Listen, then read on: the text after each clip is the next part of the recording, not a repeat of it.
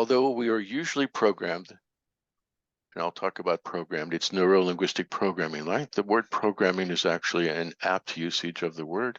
It sounds awfully inhuman, but it's not. Although we are usually programmed to turn against ourselves in an effort to improve ourselves and our lives, it's much easier to simply work with how our brains and bodies are designed to operate. It's much easier to just work with how we're put together. And one of the ways we're put together is to always and only move toward the best feeling thing on the menu in the moment. There's no exception to that. People undertake all kinds of really bad feeling stuff. There's no question. They do remarkable things, but they can do that because somewhere in the programming, there is a really good feeling that comes from doing that. Parents sacrifice immensely for their children, and while they're having to go way out of their way to care for their children's well-being, that doesn't feel great in the moment, but the overall enterprise called being very good parents, that has a really good feeling to it. So somewhere in there, there's a good feeling. And that good feeling allows them to get past the not so good feelings.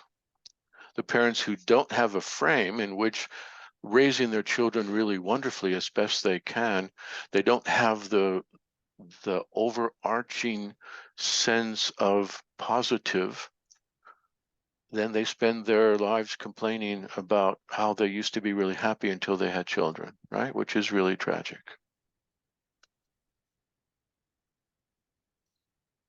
So in transformational NLP, we're not trying to overcome anything in ourselves or overcome anything actually in life itself.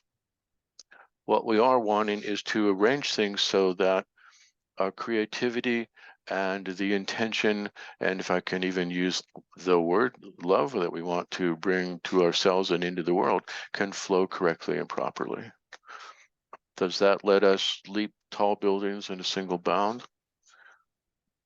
In terms of external behavior, probably not. Maybe third, fourth story as high as anybody gets. So for just a moment, would you go back to your list and would you write down one or two or maybe three things that you don't experience that you would like to? Okay. And for our purposes today, please write down what you would like to experience that you're not experiencing.